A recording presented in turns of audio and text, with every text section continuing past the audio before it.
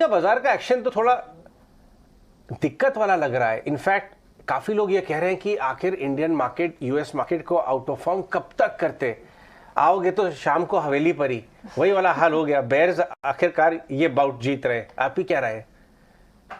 अजय, एक कॉन्फेशन, मैं ऑब्वियसली बाजार पे कुछ टाइम से नेगेटिव था। जी हाँ। लेकिन पिछले 4-5 हफ्ते में हर डिप को बाय आउट किया गया। लेकिन अब शायद मुझे ऐसा लगता है कि एक ऐसा सिग्नल जनरेट हो रहा है जिसमें कि ये बाजार शायद एक मीनिंगफुल करेक्शन की तरफ तैयार हो रहा टर्न कर रहा है, तैयार हो रहा है। एग्जैक्टली। सो मुझे इसमें कोई सरप्राइज नहीं है। लेकिन क्या होता है कि बाजार में हमेशा हर तरह का एक ट्रेंड रहता है। तो हमें जैसे तेजी अच्छी लगती है वैसे एक मंदी के लिए भी तैयारी रहनी चाहिए। अब मैं इसमें ये नहीं कह रहा हूँ कि एक लॉन्ग टर्म मंदी की हम बात करेंगे, लेकिन एक छोटा सा करेक्शन, एक हेल्दी करेक्शन जिसे हम कह सकते हैं, उसका एक आसार नजर आ रहा है और वो शायद अभी कंफर्म होने के लेवल पर है। सही कहा आपने। ये बाय ऑन डिप वाली बात हम लोग भी कब से कर रहे हैं यहाँ शो पे। लास्ट कुछ महीनों से लगातार बाय ऑन डिप हो रहा था। लेकिन ये बात भी फैक्ट है, इतने पुराने टाइम से हम लोगों ने मार्केट देखा है कि जब ग्लोबल क्यूज इतने ज्यादा नेगेटिव हों, और आपको पता है कि बाजार नेगेटिव रह सकता है और फ्लोज फिर भी पॉजिटिव हो सकते हैं। हमने देखा है कि एसआईपी फ्लोज 150 करोड़ नीचे कम हुए थे, लेकिन बाजार काफी घट गया था। तो अगर हम ये सोच रहे हैं कि एसआईपी फ्लोज स्ट्रांग है तो बाजार घटेगा ही नहीं, ये गलत है सोचना। और जो चढ़ा है वो थोड़ा सा तो डाइजेस्ट होगा और आई थिंक हेल्दी बनाएगा बाजार को। मैं तो 680 16,800 के आसपास तक, 16,980 50 के आसपास तक बहुत हेल्दी कर देगा बाजार। सारी फ्रॉथ और लाइट ट्रेडर्स निकल जाएंगे। ये जरूरी भी है, बिल्कुल जरूरी है नेक्स्ट लेग के लिए। पूछते हैं कि अमित इस वक्त क्या थोड़े फियरफुल लग रहे हैं? अमित, अगर गुड आफ्टरनून, ये जो कमेंट्री आप देख रहे हैं, आप ग्रीड एंड फियर रिपोर्ट्स भी देखें क्रिसवुड की, थोड़ा सा यूएस मार्केट्स और ग्लोबल हेडविंड्स को भी डिस्कस करते हैं। वहां रिसेशन की बात की जा रही है, जून के लोस को रीटेस्ट करने की बात की जा रही है। क्या ये स्टेटमेंट्स आपको, ये कन्विक्शन क्या आपको थोड़ा बहुत फियरफुल बना रही है? देखिए, ग्लोबली ऑब्वियसली एक फियर का फैक्टर है, काफी कंसर्न है, क्योंकि जिस सिचुएशन में हम हैं वो बहुत दशकों तक शायद नहीं हुए।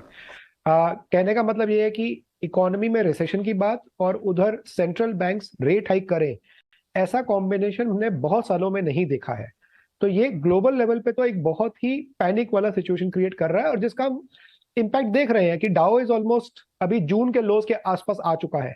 लेकिन इंडिया का सिनेरियो थोड़ा अलग है, इस कारण से कि हमारे मैक्रोज रिलेटिवली थोड़े हेल्दी सिचुएशन में है और हमारे ऊपर अभी तक उतना रिसेशन या बाकी कंजम्पशन ग्रोथ पर इंपैक्ट नहीं दिख रहा।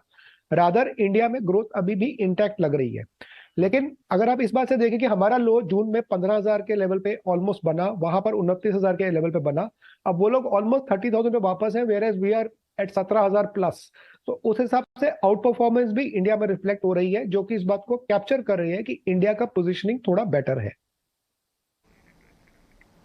बिल्कुल अमित, गुड आफ्टरनून। जहां पर आप कह रहे हैं कि ग्लोबल मार्केट्स में कंसर्न्स और ज्यादा बढ़ी, और सही कह रहे हैं आप, क्योंकि डोमेस्टिक मार्केट्स में अब भी तेजी जो है, या कह सकते हैं ग्रोथ के ट्रिगर्स जो है वो इंटैक्ट हैं। ऑफ कोर्स आज का दिन, या कह सकते हैं पिछले 2 से 3 दिन जो है वो एक अलग सेशंस नजर आए, कई सारे ट्रिगर्स भी थे। लेकिन ऐसे में एक कंसर्न हमारे लिए भी है, एफआईएस की सेलिंग फिगर, जिस पर हम अभी डिस्कस भी कर रहे थे। सितंबर की शुरुआत में सेल फिगर्स आए, उसके बाद कुछ ट्रेंड खरीदारी के दिखे, और वापस से अब हमने देखा है सिर्फ और सिर्फ 2 सेशन में 3,000 करोड़ की सेलिंग एफआईएस की तरफ से। सेलिंग इंटेंसिटी क्या बढ़ती दिखेगी आपके हिसाब से? संस्थागत निवेशकों को कैसे देखें? मैं इस बारे में 50-50 प्रोबेबिलिटी कहूंगा, क्योंकि इसमें 2 फैक्टर्स इंपॉर्टेंट हैं। एक, अगर इंडिया में करेक्शन बहुत फास्ट हो जाता है, लेट्स से वी फॉल 500-700 हजार पॉइंट निफ्टी निकल जाता है, तो शायद बाइंग एमर्ज हो सकती है फ्रॉम ऑल दी इंस्टी इन्वेस्टर्स। लेकिन दूसरा फैक्टर एक ये भी आएगा कि डॉलर इंडेक्स, जिसे हम बहुत क्लोजली ट्रैक करते हैं और वो बहुत इंपैक्ट करता है इमर्जिंग मार्केट्स के फ्लो को, उसमें एक बहुत ही इंपॉर्टेंट लेवल जो इस समय दिखाई दे रहा है, अगर यहां से वो फर्दर ऊपर की तरफ जाता है तो बहुत बड़ा एक इंपैक्ट इमर्जिंग मार्केट्स पे आ सकता है। बिकॉज फिर अगर डॉलर इंडेक्स यहां से निकलता है तो हम ये मान सकते हैं कि कम से कम 4 से 5% का शार्प मूवमेंट आ सकता है इसके अंदर। तो उस वजह से काफी एक मेक और ब्रेक लेवल हम कह सकते हैं हमें देखने को मिलेगा बहुत सारी इमर्जिंग मार्केट्स में, और उसमें इंडिया भी शामिल रहेगा। हो सकता है कि इंडिया कम गिरे, लेकिन गिरने के आसार की प्रोबेबिलिटी बहुत ज्यादा हो जाएगी। ये एक बहुत इंपॉर्टेंट फैक्टर है वॉच आउट करने का। ठीक है, बात आपकी सही है। लास्ट कुछ हफ्तों में तो बाय ऑन डिप काम कर गई ट्रेडर ओरिएंटेड लोगों के लिए। इन्वेस्टर को कोई दिक्कत ही नहीं है, डिप पे बाय करो, न्यूट्रल मार्केट में बाय करो, चलते मार्केट में बाय करो। लेकिन अब हम बात करते हैं पोर्टफोलियो कंस्ट्रक्शन की। किस एरियाज ऑफ द मार्केट में आपको लगता है कि गिरावट का स्कोप थोड़ा ज्यादा है, क्योंकि वैल्यूएशन वहां खिंच गए थे, भले ही अंडरलाइन स्ट्रेंथ बहुत हो? क्या बैंक्स ऐसा एरिया है? क्योंकि कुछ भी कहिए आप, एक तरफ तो चल नहीं रहे थे 1.5-2 साल से, लेकिन 6 महीने से चलना शुरू है तो वन साइडेड चले। आपको लगता है 15-20% वैल्यूएशन इज आउट होने की गुंजाइश है बैंक्स में? अजय, 15% तो बहुत ही आसान होता है, बिकॉज बहुत सारे बैंक्स 30-40%, 50% मूव्स दे चुके हैं। तो ऐसी मार्केट में क्या लगता है कि जब हम बात करते हैं 15 से 20%, तो एक नॉर्मल इन्वेस्टर को लग सकता है कि ये तो बहुत बड़ी करेक्शन की बात कर रहे हैं। बट अगर आप देखें मार्केट साइकिल्स में 15 से 20% करेक्शन बहुत ही नॉर्मल होता है। और इस बार होगा कि नहीं होगा, अभी मेरा इसके लिए ऐसा स्पेसिफिक प्रोडिक्शन नहीं है। मैं एक स्टेज वाइज मैनर में अगर देखूं तो मुझे लगता है कि 8 से 10% करेक्शन फर्स्ट फेज में, और उसके बाद जैसा डेटा आएगा, हमारे पास अर्निंग सीजन भी स्टार्ट हो जाएगा, उस चीज के ऊपर बहुत डिपेंड करेगा कि वो फर्दर करेक्शन आगे जाती है या वहां पे एक बॉटम आउट फेज दिखता है। बट एक बात क्लियर है कि बैंक्स इंडिया के इस समय बहुत ही हेल्दी सिचुएशन में है।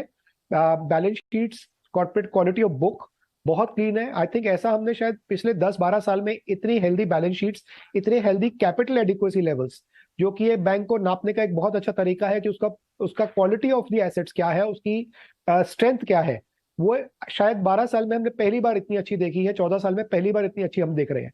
तो इसीलिए अगर आप देखें, इंडियन बैंक्स बहुत ही अच्छा आउट परफॉर्म कर रहे हैं अपने ग्लोबल पीयर्स को भी। आज सुबह हम एक डेटा देख रहे थे जिसमें यूएस बैंक्स के ऊपर क्लियरली प्रेशर के साइंस दिखाई दे रहे हैं। इंडिया में the picture is the other way around. We are seeing banks का मेजर मार्केट शेयर गेन हो रहा है, बड़े बैंक्स का, और उनका पोजीशनिंग बैलेंस शीट के एंगल से, ग्रोथ के एंगल से फार बेटर है, बहुत ही अच्छा दिखाई दे रहा है।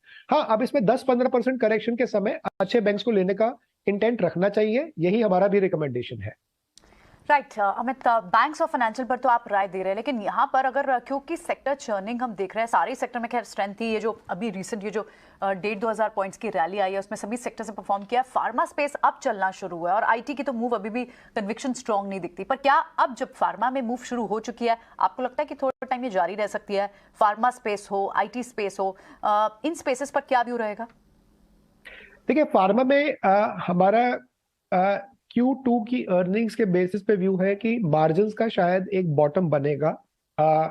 वेरी लाइकली Q2 या Q3, बहुत ही कॉन्फिडेंस से हम कह सकते हैं, क्योंकि हमारा जो इंटरेक्शन हो रहा है मैनेजमेंट्स के साथ, कंपनीज के साथ, उसमें हमारे को अच्छे इंडिकेटर्स, एक स्ट्रॉन्ग फीलिंग आ रहा है कि ये बॉटमिंग आउट और मार्जिन्स हो जाएगा। और second important part, India related जो कंपनीज हैं, जो उनका पोर्टफोलियो है, जो मेडिसिन बेचते हैं, उसके ऊपर उन्हें जो प्राइस हाइक्स मिले हैं जुलाई अगस्त के महीने में, उसका एक पॉजिटिव इम्पैक्ट, एक लेवरेज मिलेगा अगले 6 से 12 महीने के लिए। तो फार्मा अदरवाइज भी एक डिफेंसिव सेक्टर है। ये बात जरूर है कि मार्केट के अप ट्रेंड में उसने परफॉर्म नहीं किया है, लेकिन मार्केट के डाउन ट्रेंड में रिलेटिव आउट परफॉर्मेंस के प्रोबेबिलिटी बहुत बढ़ जाता है। एंड एब्सोल्यूट लेवल पे भी अगर मैं देखूं तो बहुत सारे ऐसे लार्ज कैप नेम्स हैं, फ्रंटलाइन स्टॉक्स हैं, जो कि clearly bottoming out sign show कर रहे हैं वैल्यूएशन के हिसाब से, मार्जिन के हिसाब से। तो फार्मा पे मैं काफी बुलिश हूं, एंड हमारा ये एडवाइस हमारे इंस्टीट्यूशनल इन्वेस्टर्स को भी रहा है इस क्वार्टर में, दैट फार्मा पे पोजीशंस को ओवरवेट रखने का हम रिकमेंडेशन दे।